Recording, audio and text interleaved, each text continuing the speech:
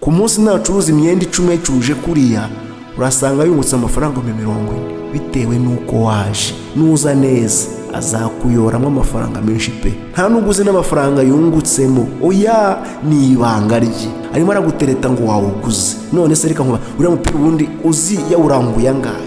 Ndagusuhuje nongera no kuguha ikaze nanone. Abantu bacuruza imyenda n'inkweto hari ibanga bagira abandi bantu batajya bagira, hari ibyo bajya bakoresha abandi bantu batajya bagira. Uriya siyasa z'umucuruzi wa boutique, siyasa z'umuntu ucuruza alimentation cyangwa se amagambo meza agira n'abantu babikora mu kabari cyangwa se bacuruza restaurant, ibikorwa byose bigiye bitandukanye kuko iby'umwe agira si by'undi agira. Hari amagambo meza aryohera umukiriya cyane cyane yuko ubutanabiziho udafiteho n'amakuru n'amakeya. Buriya nujya guhaha imyaka cyangwa se ibiryo hari amagambo witwaza kuko uzi neza yuko ibyo ugiye kugura hari uko bigurwa. No mu nkweto ndetse n'imyenda hari amagambo yakirwa neza abandi bagira abandi batajya bagira. Buriya ugiye kugurira umuntu inkweto cyangwa se imyenda, ukwakiriye si kimwe nk'uko azakwakira ari muri boutique, si kimwe n'uko azakwakira. Rero hari siyasa zigirwa n'abantu bacuruza inkweto cyangwa imyenda bituma bagirwa amafaranga. Niyo mpamvu bino bintu muri top 10 byaje mu mwanya wa mbere, nuko aba bantu bacuruza imyenda n'inkweto bagira amafaranga kubera yuko uba utazi ukuntu biba byaguzwe. Biriya bintu ntabwo uzi ukuntu biba byaranguwe, nta nubwo uzi n'ahantu biba byanavuye. Si uko kubeshya abantu benshi ntabwo bazi ngo ziriya nkweto cyangwa imyenda baba babiranguye angahe cyangwa se babiranguriye hehe. Ni gake cyane uzamenya ngo biriya bintu birangurirwa naha. Akenshi uko imyaka igurwa cyangwa se uko ibiryo bigurwa tuba tubizi. Iyo tugiye guhaha tuba tuzi uko bigurwa cyane cyane kuko niba umunyu turi kugura 300 n'ahandi nibyanze bikoze n'undi 300, n'ibisukari turi kuyigura 5 n'ahandi ni 5, keretse uwashatse kuzamura ku giciro cye ari ku giciro akenshi kiba ari kimwe.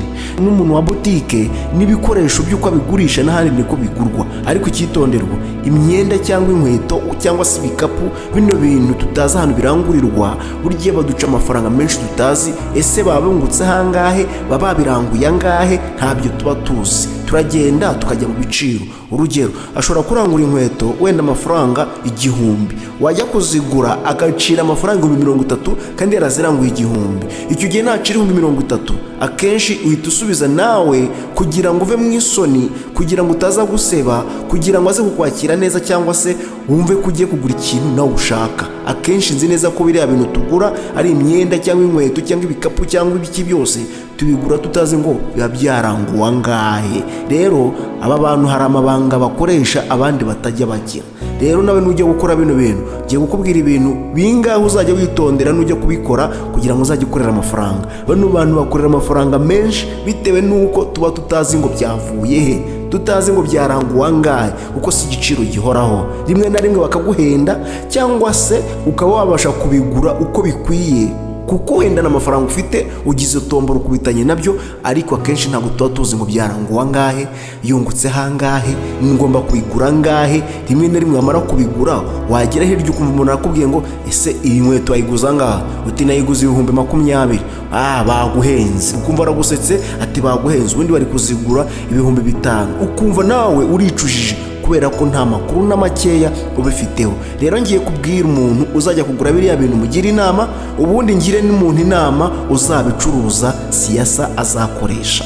Ubundi reka mbanze mpikaze abantu bashyashya bageze ahangaha kurica no bwa mbere ngo uhaye ikaze. Aha ni ahantu uzajya wigira business wakora kugira ngo zikubyarire umusaruro mu bikorwa byawe ibyo ari byo byose. Ubundi ukore subscribe kuko nanjye nicyo kiguzi mba nkwatse, uko nanjye mba nguhaye ibintu by'agaciro, ibintu mwarimu atigeze kwigisha ni njye uzajya ubikwigisha. Ubumenyi mwarimu ataguhaye njye nzabukubwira kandi nzakugira inama nk'umuvandimwe wanjye, nzakugira inama nk'inshuti yanjye kuko nanjye uba wampaye support yo kunkorera subscribe. Rero uri umuntu w'agaciro. Rero reka dukomeze gutya uko nguko. Umuntu ucuruza ibintu tutazi uko byaranguwe hari siyasa agira kugira ngo abashe kubona amafaranga. Uzabikoreshe nawe nujya kumuguraho uzabashe kumwitwararikaho kuko nawe bizagufasha kugura. Muri make iri somo rirafasha umuntu w'umucuruzi ugiye kubikora cyangwa se ubikora, ubundi rinafasha umuntu uzajya guhaha kuri uriya muntu. ibintu uzagomba kwitondera. Rero uyu muntu ucuruza zino nkweto cyangwa se imyenda cyangwa se ibikapu, ibintu tutazi ahantu biba byaranguye n'ukuntu biba byaranguye, hari ibintu bya mbere abanza kubazi. Icya mbere ni uko agomba kubazi yuko nawe ubwawe utazi ngo zaranguwe angahe. Iki kintu cya mbere aba akizi neza yuko utazi ikiranguzo aba yaraziranguyeho n'urugendo aba yakoze baragiye kuzirangura. Icyo kintu cya mbere aba akizi. Icya kabiri abazi, agomba kureba se umuntu uje kungurira yambaye ate, arasate, kugira ngo abanze apime neza imyenda ugomba kwambara cyangwa se inkweto, kuko abazi ahita areba mu mufuka wawe. Muri make ni ukugira ngo akure mu bitekerezo bye, ese uyu muntu afite amafaranga angana gute, bitewe n'uko waje. Uwaje wambaye ikositimu n'uwaje wambaye ikabutura cyangwa se ipantaro yacitse ntabwo bakirwa kimwe. Uwaje wambaye ikositimu azahabwa agaciro ku buryo najya kugereka ipantaro y'ibihumbi 10 bazamucira ibihumbi 100 bitewe n'uko yaje. Undi naza yambaye ipantaro yacitse mu mavi, uko azakirwa si kimwe wa mukire waje wambaye neza, kuko wa wundi waje wambaye ipantaro yacitse wazakirwa nk'umukene. Niba aje kugura ipantaro y'ibihumbi 30 akaba yambaye nabi, byanze bikunze azacira ibihumbi 40. Cyangwa se reka mfate urugero rumwe, umuntu waje wambaye neza akaba aje kugura ipantaro y'ibihumbi 10 bakamucira amafaranga ibihumbi 50. Undi nawe waje wambaye nabi afite ipantaro yacitse bazacira amafaranga ibihumbi 20. Urumva itandukaniro hano ritariza, kuko ikintu cya mbere ahita areba, arabanza akareba ese uyu muntu aje ate, yambaye neza. Niba yambaye neza, akunda kwambara neza, akunda kwambara imyenda y'abasirimu, byanze bikunze afite n'amafaranga, kuva yambaye neza n'ubundi arashaka ibintu byiza. Niba biriya byaramuhenze n'ibingibi bigomba kumuhenda, ntabwo ajya yambara imyenda iri munsi ya 50. Icyo gihe uje kumugurira akareba yambaye gutyo, ahita yishyiramo ngo afite amafaranga. Ikindi cya kabiri, nareba ku mukene, nareba umukene uko aje yambaye. Niba yambaye imyenda yacitse, arahita yishyiramo ngo byanze bikunze nta mafaranga afite yagura imyenda, no mu kujya mu giciro azacira amafaranga makeya. Urumva ubwenge bagira, urumva ubwenge buriya bukoreshwa hari ahantu. Rero niba musomyemo ko afite amafaranga make, aracira amafaranga make n'ubundi, uko arahita yishyiramo ngo n'ubundi ayo mafaranga ashaka ntabwo uyu muntu ari buyagire. Icya mbere turimo tureba ku muguzi, tureba no kugurisha. Ugurisha arahenda bitewe n'uko waje. Niba uje wambaye nabi, usa neza, uri smart, araguhenda. Noneho niba waje wambaye nabi, arareba abone ko nta mafaranga ufite, aguca amafaranga makeya n'ubundi, kuko aba nta cyizere cy'uko nta mafaranga ufite akugirira. Niyo mpamvu rero ugura nawe hari ikintu ahita yishyiramo, byanze bikunze nibacira amafaranga menshi kuko asa neza. Icya mbere yambaye ikositimu, yambaye n'ipantaro nziza, byanze bikunze aravuga ati niba aciriye ibihumbi 100 cyangwa se 50 kandi arashaka kugura ipantaro y'ibihumbi 10, navuga amafaranga ibihumbi 10 baramuseka. Byanze bikunze nibacira 50 niwe ahita asubiza ngo ni 20. Urumva ukuntu abaze kumwungura, kuko baciriye menshi kandi ari smart. Noneho nugura nawe aramusingiza amubwira ati umuntu wambaye neza nkawe ubu si imyenda wayigura ngahe. Niba wambaye imyenda y'ibihumbi 50 ubu urajya kugura ipantaro y'ibihumbi 10, kandi ipantaro wambaye wakwambara nabi, wowe wambara neza ndakuzi kandi biranagaragara. Icyo gihe amagambo meza muryoshya aratuma nawe yiyemera, yumve nasubiza amafaranga make biza kumutesha agaciro cyangwa se aza kugaragara nabi, bitume noneho aza gusubiza igiciro cya menshi. Ubwo tayari nasubiza igiciro cya menshi araba amaze kumwungura amafaranga hafi kumukuba kangahe. Niyo mpamvu nababwiye ngo turimo turareba umuguzi n'ugurisha ku bintu tutazi uko biba byaranguwe. Biriya bintu ntabwo tuzi uko biba byaranguwe, kuko uriya muntu iriya pantaro niba yayiranguye amafaranga 5,000 akaba ashaka kuyungukamo ibindi 5, akaba ashaka ibihumbi 10, ukaza wambaye neza azagukuramo 20, tayari ubwo uzasanga umaze kumwungura 15,000 kandi yarakeneye kunguka amafaranga 5,000 gusa. Bitewe n'uko waje araguca menshi, nuza wambaye nabi araguca makeya.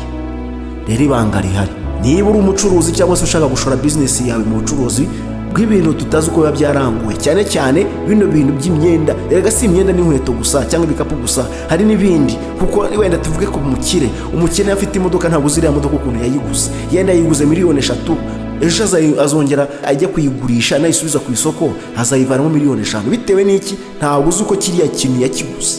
Kuko utazi ukuntu yakiguze rero azaguhenda. Reka nk'urugero rushoboka kugira ngo rwumve neza. Ubu ushobora kujya kugura telefone ya okaziyo ukayigura n'umuntu wayiguze ibihumbi 100, wajya kuyigura kuko ari nziza agahita aguca 150, kandi iyo telefone agaciro kayo ni 300. urumva uwayiguze ahisa kunguka andi mafaranga bitewe nuko waje. Nuza uri umukene aragushakamo amafaranga yifuza, ariko nuza uri umukire araguca amafaranga nawe yifuza bitewe nuko waje.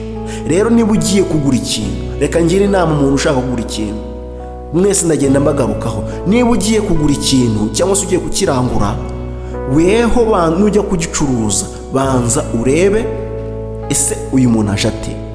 We noneho niba uri umukiriya genda wambaye nabi, kuko nugenda wambaye nabi biratuma cyangwa se wigaragaza nabi cyangwa se waciye bugufi, kuko icyo kintu cyangwa se cira amafaranga make ashoboka. Niba guhamuye akagucira amafaranga menshi, niba ushaka ipantaro y'ibihumbi 10 yarangiza agacira 100, musubize 5 ubundi wigendera, ahita guhamagara. Nubona guhamagaye uzamenye ko ugiye kongera amafaranga makeya. Iryo ni ibanga mutari muzi, kuko ugura bitewe nuko yaje, we nacira amafaranga menshi bizaterwa nuko nawe yakubonye, nawe usubiza makeya, kuko nuvuga makeya ufite ntabwo azakurasa, nashaka azagutuke uzigendera. Uretse ko ntanapfa kugutuka kuko arimo arashaka abakiriya, wowe uzasubiza amafaranga makeya nawe ufite, kuko yaciriye menshi nawe uracira makeya. Icyambere ntabwo uzi ko biriya bintu yabiranguye koko, none uri kuba utazi n'ukuntu yabiranguye, rero nawe subiza makeya kuko nawe yahanitse. Abenshi ibyo bibazo dukunda guhura nabyo kuko ntabwo tuba tuzi uko byaguzwe, ugasanga urahenzwe, wagera hanze umara gutaha ugasanga bya bintu birasa nabi, cyangwa se wahenzwe kuko wari uzi neza ko uguze ibintu byiza, wagera mu rugo ukumva umuntu arakubwiye ngo yaguhenze pe, byarangiye. N'ubundi ntabwo uri busubire ngo yagusubize, kandi kuko ntiyayagusubiza, ahubwo ukemera ukarira ukihanagura, kuko nta yandi mahirwe na makeya ufite. Rero umucuruzi wanjye, iri ni ibanga ry'abacuruzi. Ibintu bitazwi uko byaranguye uzabikore. Ntuzacuruza ibintu uzi neza yuko ku isoko bihoraho abantu babizi. Wowe gira ibintu byawe utazi ngo byaranguriwe hehe, byaranguye gute, wewe wicira amafaranga ushaka, kuko bariya abantu bakorera amafaranga. Njya mbabwira business wakora, nujya gukora business uzakore business itazwi igiciro, kuko nujya gukora business izwi igiciro uzaseba. Ariko business itazwi igiciro uzacira iyo ushaka, ukorera amafaranga ushaka, kandi wunguka amafaranga menshi. Business itazwi igiciro abantu benshi ntabwo bapfa kubimenya, ntabwo bamenya ngo yaranguriwe hehe, ahangahe bahanaho. Byanze bikunze iriya business nuyikora uzayiyoramo ipinda ry'amafaranga, nawe wumve kuryohewe. Hari igihe uca mu buzima ukumva burakuryoheye, ukumva ubwo buzima bwakomeza, ugahora usenga Imana, Mana mfasha si bizahinduke, bizakomeze gutya, kuko ubu uri kugiriramo amahirwe mu mahirwe Imana yaguhaye. Business itazwi igiciro, wowe mujya mu giciro mukumvikana, hariya handi ashobora kukungukamo ibihumbi 10 cyangwa se 15 cyangwa se 20 cyangwa se na 5, bitewe nuko waje. Nuza neza azakuyoramo amafaranga menshi pe, ariko nuza nabi azakuvanamo amafaranga n'ubundi yagakwiye kuvamo. Business itazwi igiciro ndagushishikarije uzayikore, kuko narakubwiye ngo nzajya nkugira inama, nzajya nkubwira business wakora mu gishoro cyawe gitoya. None se reka ngo urugero kugira ngo rwumve neza, reka dufate bano wazunguzayi agenda afite umupira mu ntoki, akagenda ugasanga arimo arabungana imipira 2 mu ntoki, arimo aragutereta ngo wawuguze. None se reka nkuba uriya mupira ubundi uzi yawuranguye angahe? Ukavuga ngo uriya muntu ni umukene, uriya muntu ni umukire, ntuzamuseke kuko uriya muntu ni umukire. None se uriya mupira yawuranguye amafaranga angahe? Nubona ukubwiye ngo ngurira umupira, biterwa nuko waje. Nakubwiye ngo nuza nawe araguca amafaranga. Niba umupira uranguye amafaranga 1000 akaba ari kuwuzererana, ari kukwinginga ngo uyu mupira wampaye amafaranga, wanguriye uyu mupira, kuko nawe hari uko yakubonye mbere kugira ngo abikubwire. Arabanza akakwigaho akareba niba koko wari bugure, niba ufite amafaranga.